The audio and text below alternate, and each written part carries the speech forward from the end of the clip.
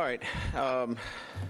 Just to recap, obviously, back-to-back road wins. Very proud of our football team and some of the things that they're starting to show as a group. I think we showed great growth on Boston College week in terms of our grit, in terms of coming back from some adversity.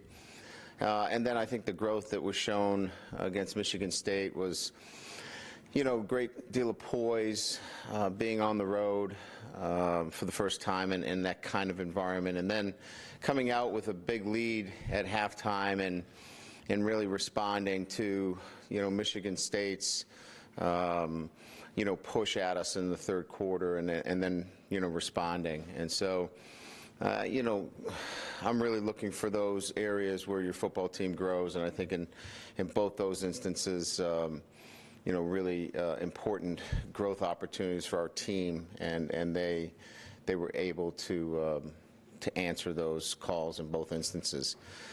Now we got another opportunity for growth, and that is to continue to play with the kind of mindset that we've developed since January, and that's one of living up to the standard of excellence that we have here in this football program. The mission is to play for championships and to have championship type performances week in and week out. So we expect nothing less from our football team again this weekend. Miami University is a Mid-American Conference champion, team that went to a bowl game. From here on out, we'll only play teams that have gone to bowl games.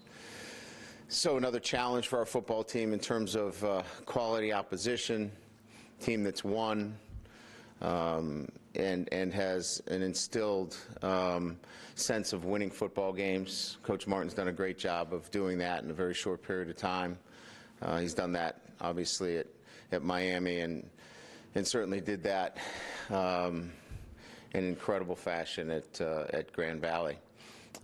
He'll do a great job in preparing his football team.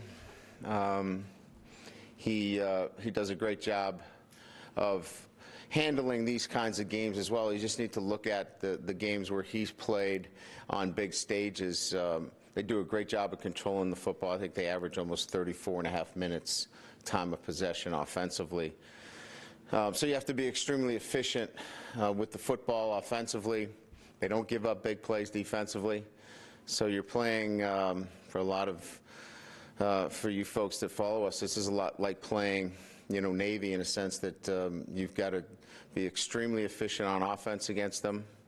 And you've got to obviously keep the points down because they're going to do some really good things. So from our perspective, this is really about living up to our standard that we've established within our program and how we play the game, and then playing a team that is a conference champion that is well coached and will manage this game in a manner that will force us to be extremely efficient.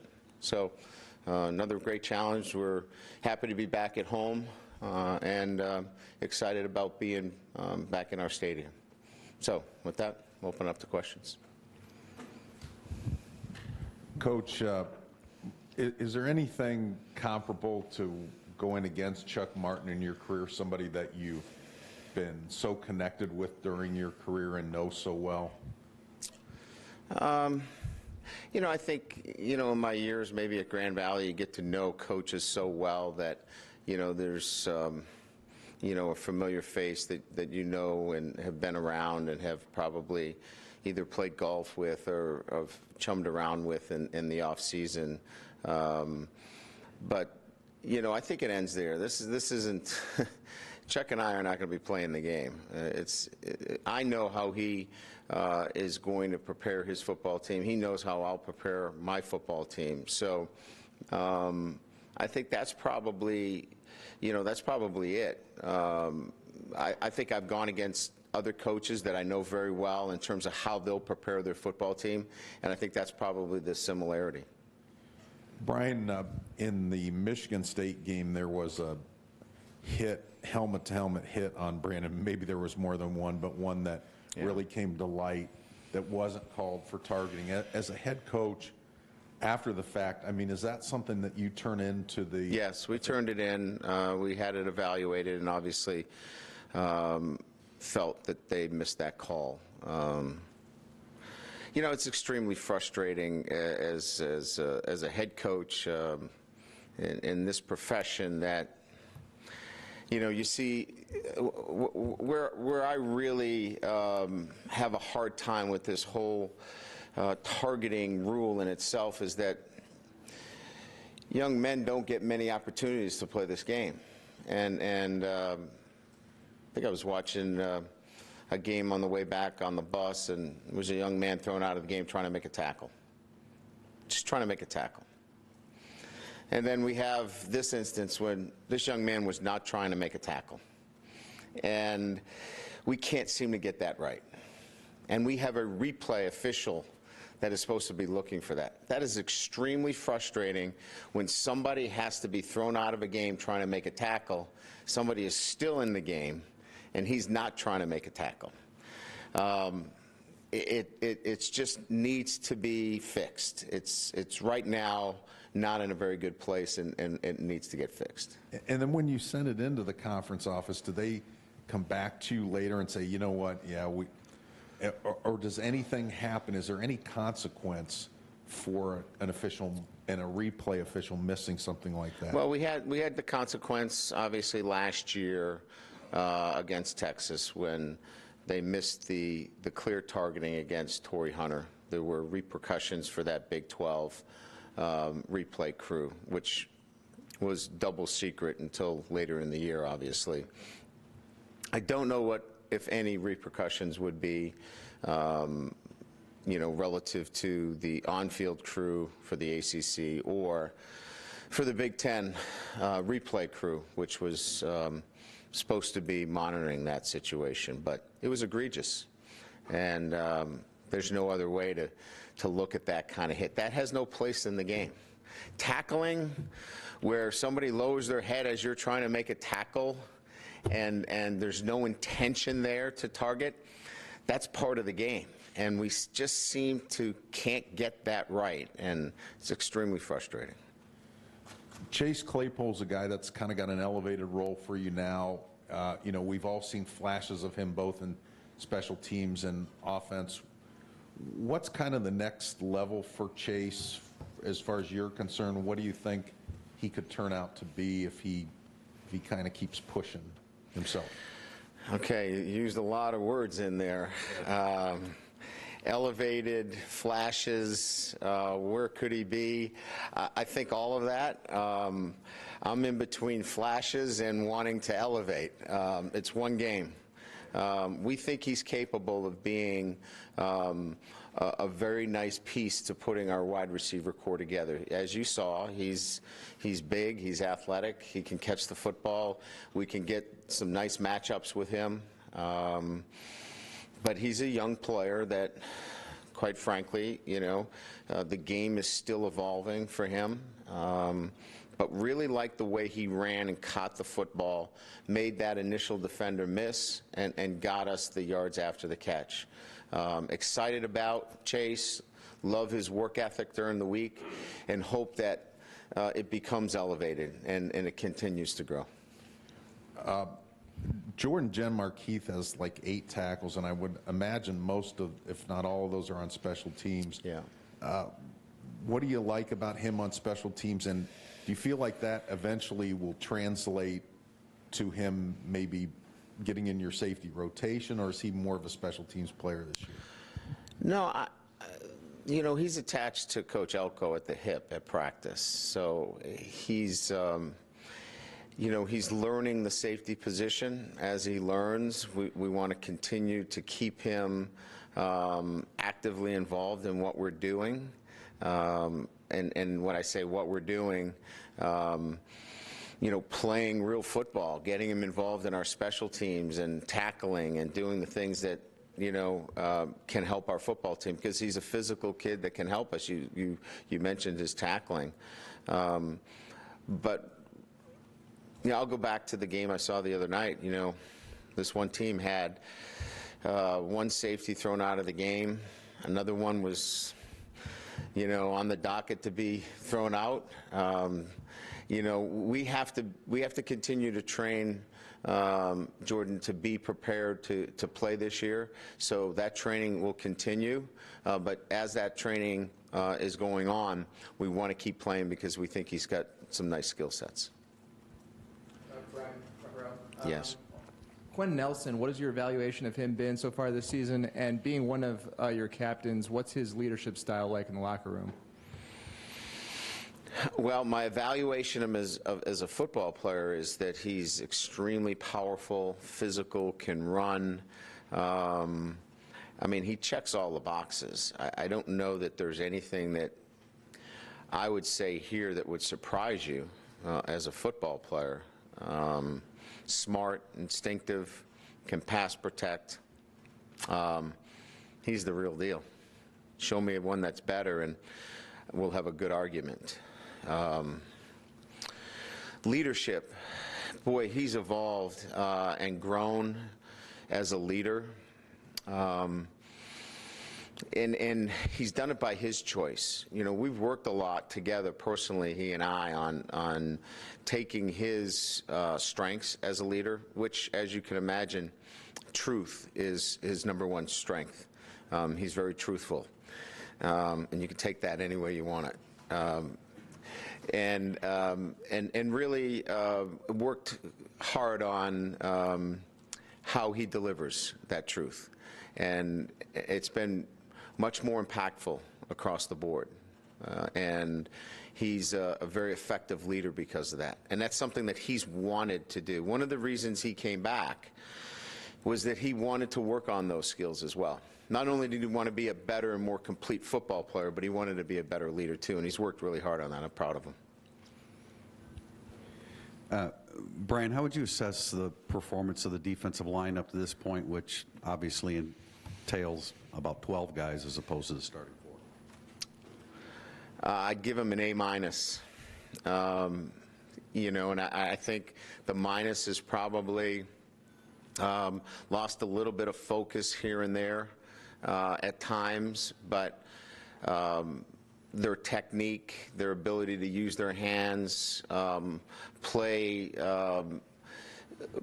with a much better discipline in terms of how they fit in our front seven is probably an A+.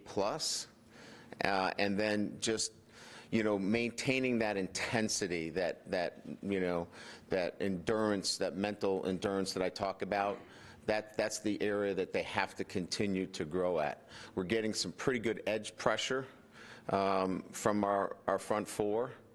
We're getting batted balls, and you know, we're getting the kind of integrity that front four needs relative to the run fit. So Mike Elston's done a terrific job with that group. I know you don't concern yourself with, we always ask about expectations, and you always set them very high, of course, but I mean, is this group ahead of schedule? Well, I thought that we, as a group, as coaches, myself, we all underachieved. So I don't know that we really painted the right picture. And so coming into this season, we had maybe higher expectations than everybody else. And then I think that, you know, through our preparation, we've been able to really see that this group could continue to grow and be better each and every week. And I think, again, what we ask them to do and what Mike is coaching them to do has really fit very well with the position group. And look, we've gotten some really good play from some freshmen, emerging players like Julian Okoro have done a nice job, and then some veterans are having, you know, their best year in terms of an Andrew Trombetti. So it's been a little bit of all of that coming together.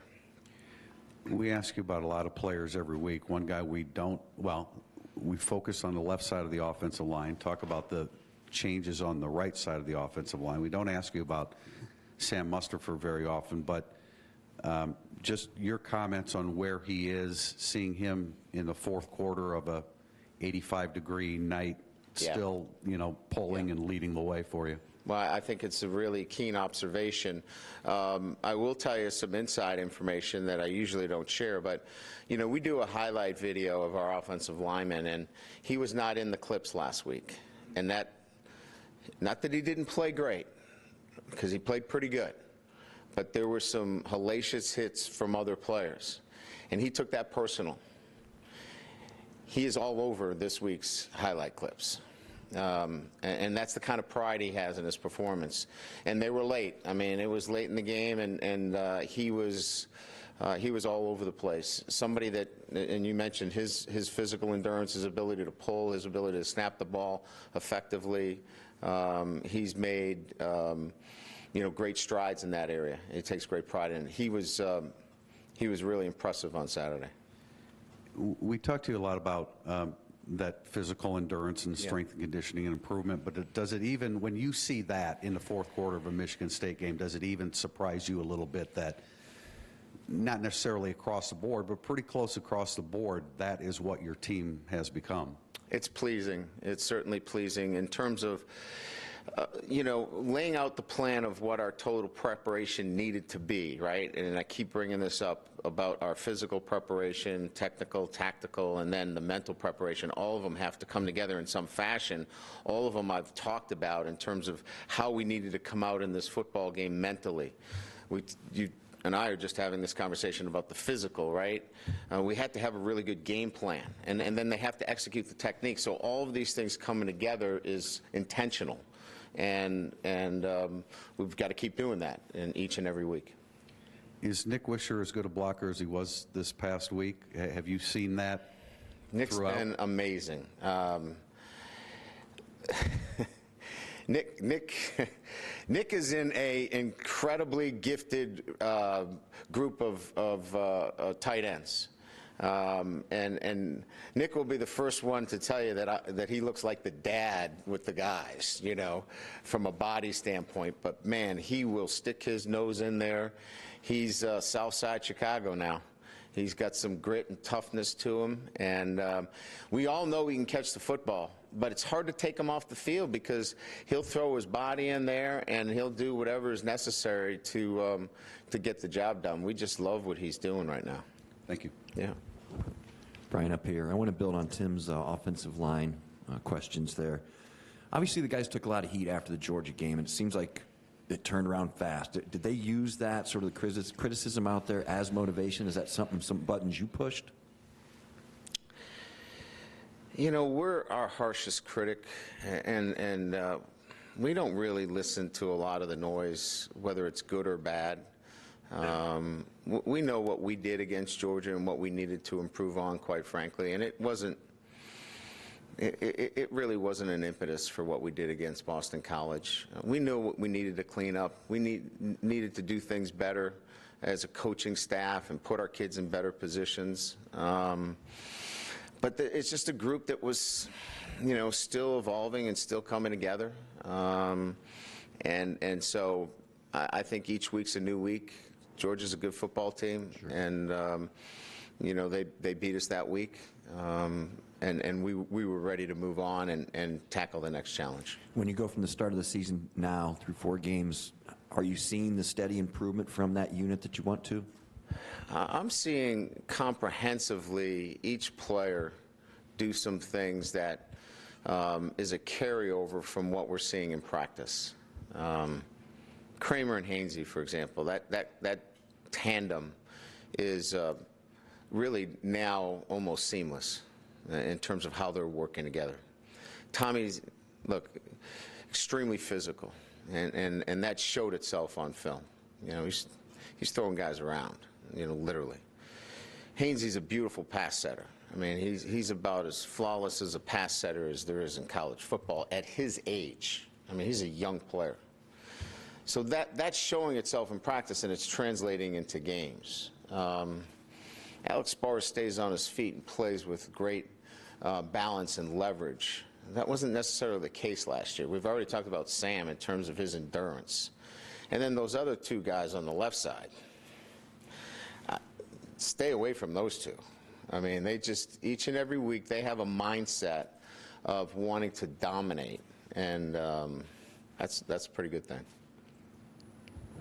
Coach, to your left, how do you anticipate reintegrating Josh Adams, and would Tony Jones Jr. be in your plans this week after having to sit out against Michigan State? Well, you know, we clearly see the benefits of all of those backs being involved in what we do. It's getting to Saturday, too. And so my job this week will be really to monitor the health of the group and making sure that we get them back so they're 100% on Saturday. I don't want to tax one over the other. I want to make sure that they're all peaking on Saturday. So it'll be my job this week to make sure that we get all of those guys at 100% on Saturday. I think we can, but we've got some work to do over the next few days. I assume with Jones missing the game that McIntosh did get increased practice reps last week in preparation. What did he show you? Yes, he sure did. So Dion took probably virtually all of them. We did some light, what we call run tracks, you know, with Tony, but it just didn't have the explosiveness, and Dion does. I mean, Dion is fearless. I mean, he'll go anywhere. Doesn't have a problem running it up inside. We felt like that was the smart move. This week now, we'll have to balance that out and find what the best rotation is. And switching sides, your corners have made a lot of plays on the ball, not only Sean Crawford, especially Sean Crawford, but not only Sean Crawford. What has Todd Light's influence been this year, being able to just focus on that one position? Oh, extremely helpful. Extremely helpful. I mean, you know, when you're just focusing on the corners, it allows you to have a level, in my opinion, an attention to detail that's unlike trying to pay attention to both.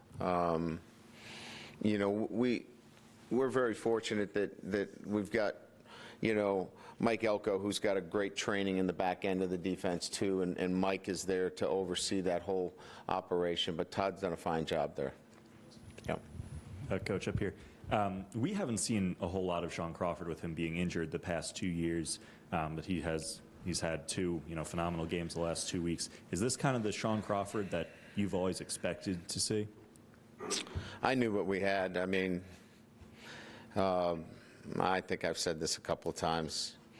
I recruited him personally because of what I felt were his traits. We weren't unanimous on the recruiting of Sean Crawford. That was a head coach take, and I'll take credit for it 100%. And I'm not here, and I don't mean that in any other way. I'm not trying to pat myself on the back. I'll take credit for it because there's more to this game than just, you know, the looking at the size of one's stature. I mean, the kid plays the game in a manner that is so smart and savvy that I hadn't seen before. He had those traits that overcame 2 or 3 inches. So you know, like, again, I'm just saying that when I was at Grand Valley State, we had to find Sean Crawfords because they weren't getting offered scholarships.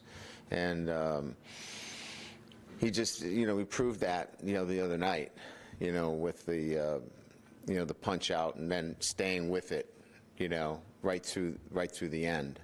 I love Sean Crawford. And, you know, you're obviously not the only one. After a lot of these games, he's getting a lot of love on Twitter from guys like Jaylon Smith, Kavari, Matthias, Joe Schmidt. You know, when those guys were around, Sean Crawford was just a freshman and was injured. You know, what is it about him that allows him to kind of get that respect and praise from guys like that? You know, when you're out there playing the game, the players know the guys that know the game.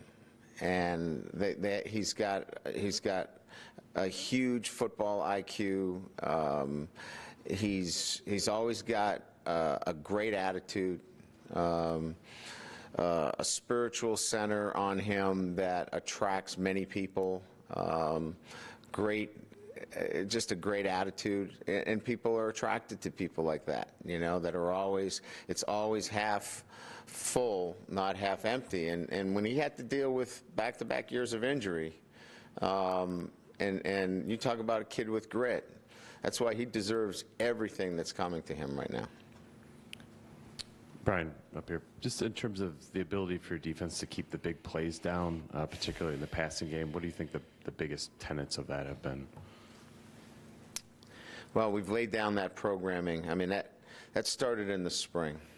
I mean, I can tell you the first meeting that we came in here with our defense, Mike Elko puts up a PowerPoint that talks about situational awareness, talks about eliminating big plays. This is not by coincidence. This is about crafting the tenets of playing the kind of defense necessary to be a championship football team. And so he laid down the programming from day one as to what we needed to do here, and that was, we're at Notre Dame. We've got smart players. We need to play smart. And part of it is not giving up big plays and taking the football away. We can do that.